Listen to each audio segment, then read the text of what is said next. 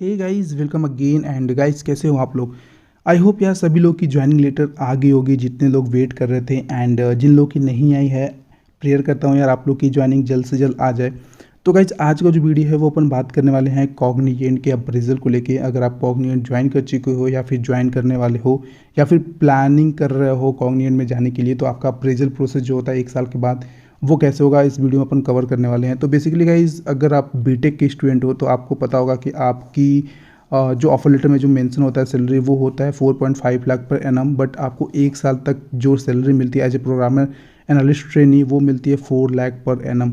But साल भर के बाद आपकी जो सैलरी बढ़नी होती है 4.5, वो ऐसे ही नहीं बढ़ जाती है। उसके लिए कुछ स्टेजेस होते हैं जो आपको क्लियर करने पड़ते हैं। उसके बाद आप जो है आपका प्रमोशन होता है एंड आप प्रोग्रामर एनालिस्ट ट्रेनी से प्रोग्राम एनालिस्ट बनते हो। एंड उसके बाद आपकी जो ये 4.5 वाली सैलरी होती है वो बढ़ती है। बट ज़रूरी नहीं है कि सैलरी आपकी 4.5 पूरी बढ़े।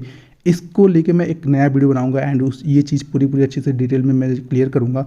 बट अभी के लिए बताता हूँ गाइज, अगर आपने कंपनी ज्वाइन कर लिया है तो आपकी सबसे पहले ट्रेनिंग चलती है। एंड वो ट्रेनिंग आपकी 1 महीने 2 महीने तक चल सकती है। एंड जैसे ही आप अपने ट्रेनिंग से क्लियर हो जाते हो, सब सारे पेपर्स जो भी आपको देने होते हो वो क्लियर कर ले आते हो, तो बेसिकली आपको क्या होता है, एक कोर्स दिया जाता है। एंड वो आपको कोर्स कंप्लीट करना होता है 11 महीने के अंदर अंदर। बेसिकली आपका जो ज्वाइनिंग डेट होता है, जैसे कि अगर आपने ज्वाइन किया है कंपनी जनवरी में, तो आपको वो कोर्स कंप्लीट करके देना होता है दिसंबर तक।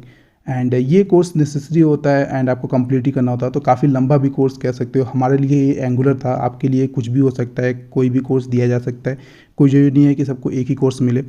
तो गाइज़, ये कोर्स आप जब ख़त्म कर लेते हो तो आपका एक पेपर होता है। आप जैसे कि 11 महीने बाद आपका जो टाइम होता है वो कंप्लीट हो जाता है, तो आपका एक पेपर होता है। एंड वो पेपर आपको बेसिकली 2 होते हैं, मॉक पेपर होते हैं एंड एक फाइनल पेपर होता है। एंड उसके बाद आपकी जो भी परसेंटेज बनते हैं उसका 50% वेटेज जो होता है आपके अप्रेजल के लिए चला जाता है। मतलब जितना भी आपने परफॉर्म किया है उसका 50% जो मार्क्स हैं वो उठ के चला जाएगा एंड एज ए 50%। तो उसके बाद आपका जो 50% मार्क्स आता है वो आपका मार्क्स देता है सुपरवाइज़र, और बेसिकली उसको रेट करना होता है 1 से 5 के बीच में।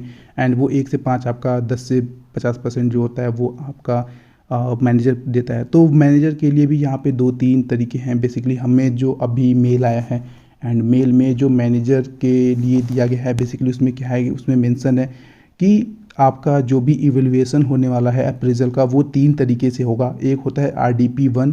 बेसिकली उसमें क्या होता है कि आपने अपना RDP जो है वो कंप्लीट कर रखा है, जो अपने कोर्स जो है वो कंप्लीट कर रखा है। एंड उसका जो है आज अगर आपने RDP कंप्लीट किया है तो आपका उसका 50% वेटेज जो है वो जुड़ जाएगा एंड 50% फीडबैक जो है वो आपके सुपरवाइजर की तरफ से आएगा। तो सुपरवाइजर ये देखेगा कि आप कितने पंक्चुअल हो, टाइम शीट वगैरह सही से भरते हो, काम करती हो, या फिर जो भी चीज़ें हैं उसको समझ में आएगा। वो अपना फीडबैक देगा 1 से 5 के बीच में। फिर आपका दूसरा तरीका होता है PDP2। एक्चुअली जब आपने RDP कंप्लीट नहीं किया है तो आप जो है वो दूसरे कैटेगरी में आते हो। एंड आपको जो RDP का जो वेटेज होता है जो 50%, वो आपको 0% मिलता है।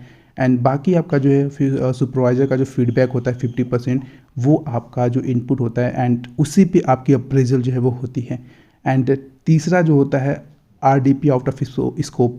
तो बेसिकली अगर आपको RDP कोर्स वगैरह नहीं दिए गए हैं तो यहाँ आप जो है वो 3rd कैटेगरी में आते हो। एंड फिर आपका जो अप्रेजल होता है वो आपके सुपरवाइज़र पे डिपेंड करता है। एंड आपको जो 100 में से रेटिंग मिलती है वो आपके सुपरवाइज़र से ही मिलती है।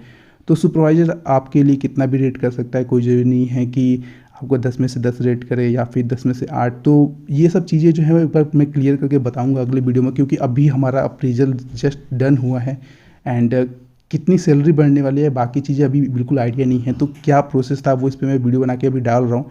बट एक बार सैलरी बढ़ जाएगी तो मैं ज़रूर वीडियो बताऊंगा एंड बताऊंगा कि कितनी सैलरी बढ़ रही है एंड कितने परसेंटेज अगर लाते हो तो जो आपकी सैलरी है वो कम बढ़ेगी। ये सब के सब जो भी डिटेल्स है वो अगले वीडियो में आएगा। तो आज के लिए बस इतना ही। एंड अगर वीडियो अच्छी लगी तो यार वीडियो को लाइक जरूर करना एंड चैनल को सब्सक्राइब करना। तब तक के लिए बाय बाय।